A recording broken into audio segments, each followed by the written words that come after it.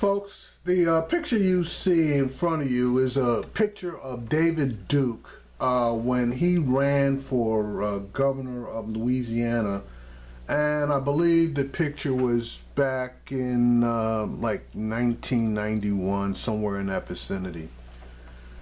And I'm using this picture because back then David Duke was a known avowed Klan member and white supremacist. But the number of out-and-out white supremacists, admitted white supremacists that were running for public office at the time was minuscule. He was one of maybe 2 or 3 at the max. Well, folks, that's changed. And it's changed dramatically. I know that I'm going to be missing a lot, and I do mean a lot. I acknowledge I'm going to be missing a lot of names of white supremacists or racists that are currently running for office, and there is no ifs, ands, or buts about the fact that they are either racist, white supremacists, you can lump that all in, they are anti-Semitics, etc. Because they have admitted pretty much to being either racist, white supremacists, or anti-Semitics. Now, some of these people may have admitted it openly or covertly. But let me start at the top of the list. You have the racist in chief, which is Donald Trump. Now, you can say what you want about Donald Trump as far as being a smart person or a dumb person or whatever. But based on the policies that this man has attempted to institute, there can be no doubt that this man does not like Muslims. He does not like people from Africa. He does not like people that have brown skin, i.e. Mexico, and you work your way south, Honduras, etc., etc., etc. So in my book, the guy is a straight out racist. Now, directly underneath him is former Governor Mike Pence. And just because he kisses up and co-signs everything that Trump does, you might not think that his actual leanings are racist. But if you go into his history as governor of the state of Indiana, the facts basically speak for themselves. The majority of the policies that he instituted that were race-based, either positively or negatively, he's always on the negative side. Now, this man calls himself a Christian, and Christians, quote unquote, are supposed to do the right thing. But in Mike Pence's case, those Christian doctrines go out the window anytime a person of color, and specifically a black person, is involved. Now, I drop down to Jefferson Beauregard Sessions.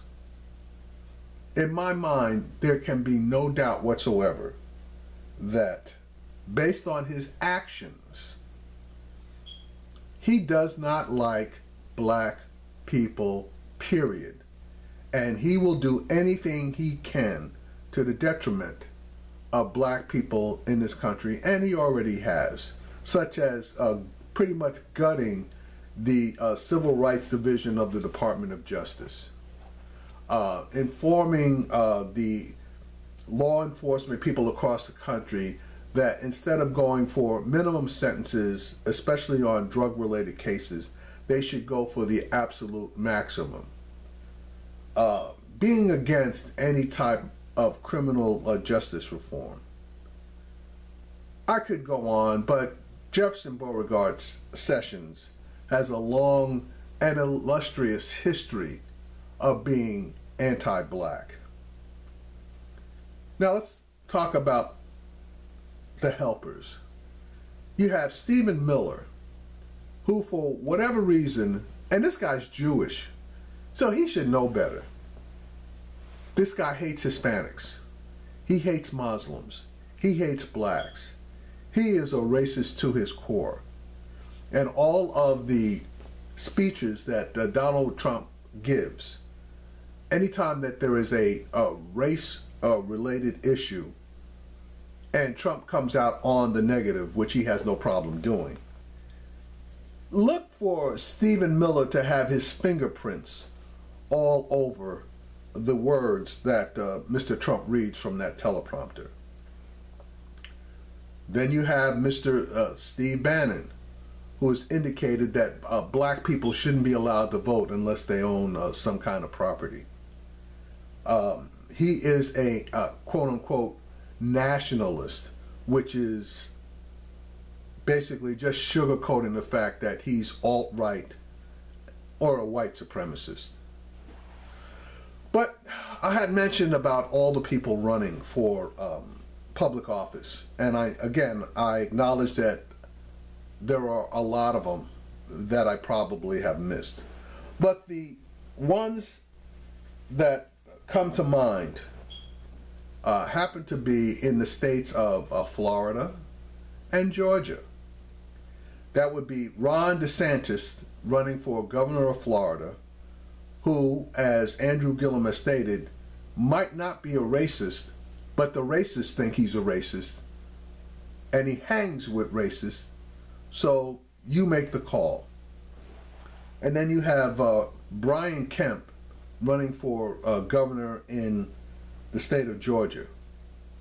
This guy has done everything he can to reduce the black vote in the state of Georgia down to damn near nothing, if it is at all possible. His exact match legislation so that people could not be registered to vote affected approximately 70% of the black people who were attempted to be newly registered.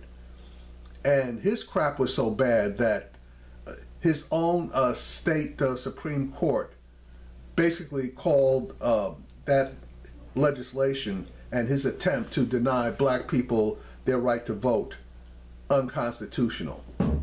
And he was ordered to immediately notify all of the people whom he had denied the right to register to vote, to let them know that they had been denied and to give them an opportunity to cure whatever the problem was.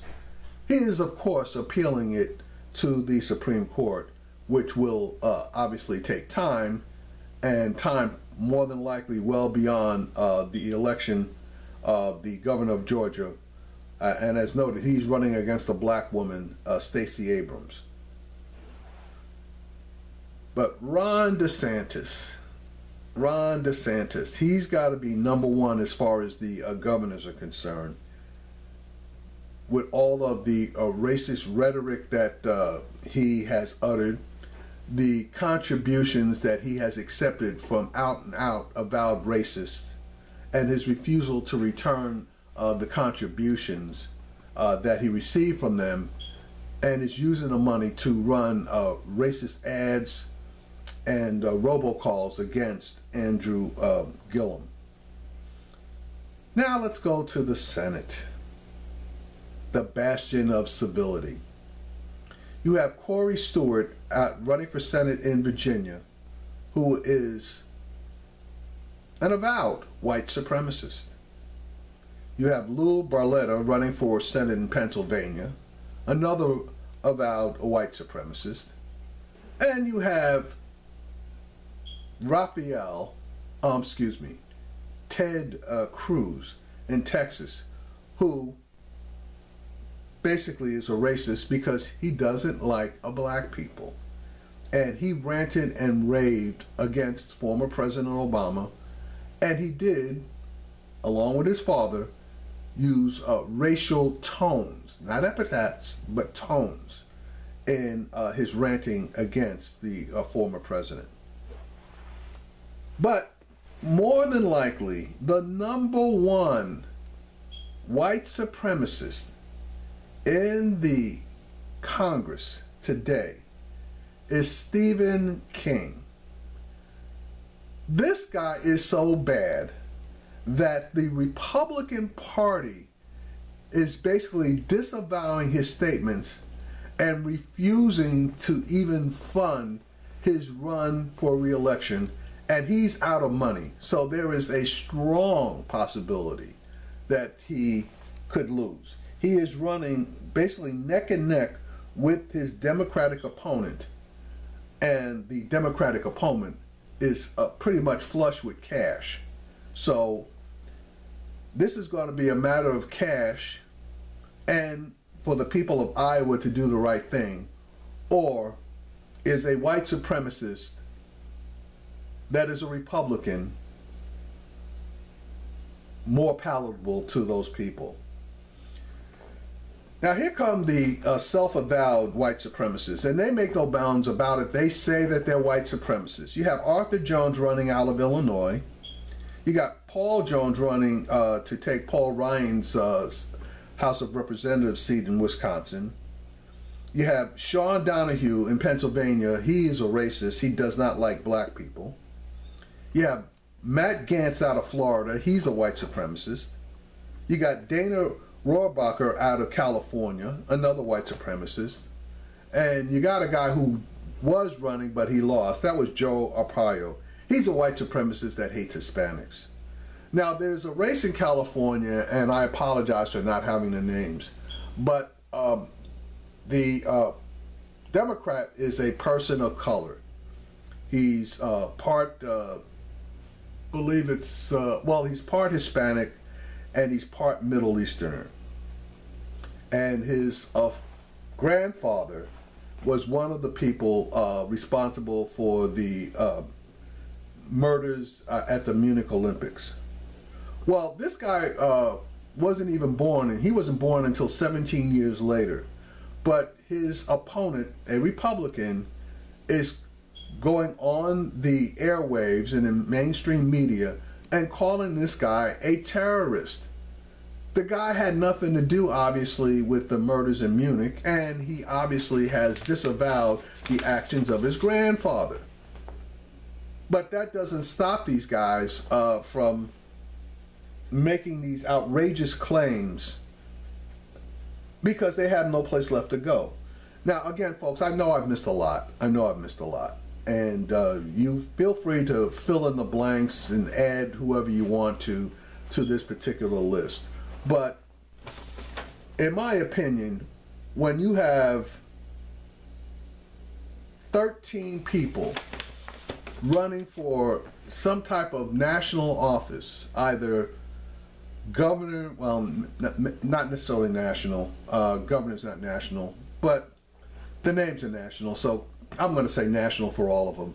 Governor of 2 states, 3 Senate spots, and at least 7 House of Representative spots, and that's not even counting the people that are running for a statewide office, you know, House of Representatives and Senate in the various states. The white supremacists are coming out of the woodworks, and for whatever reason, they are unafraid to make their views known and appeal to the people of this country. And it's up to the people of this country either to accept or to reject them. But if you accept them, in my opinion, you are agreeing with their racist, white supremacist ideologies. And if you decide to do so, then shame on you, shame on you, shame on you.